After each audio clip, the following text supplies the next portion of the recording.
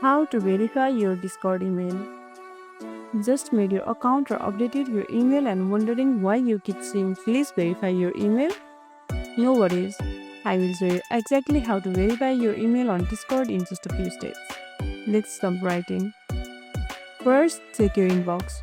Right after you sign up or change your email, Discord sends a verification email to your inbox.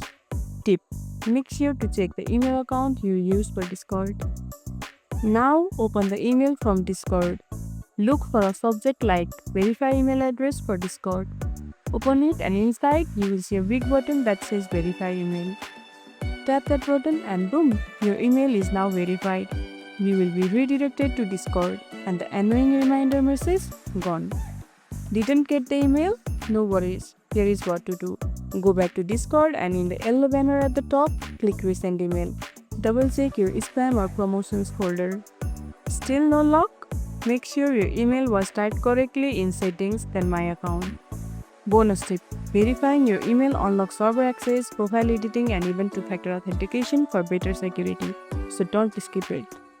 And that's how to verify your Discord email. Fast and easy. If you found this tutorial helpful, don't forget to like this video, subscribe, and tap the bell icon so you never miss an update. See you in the next one.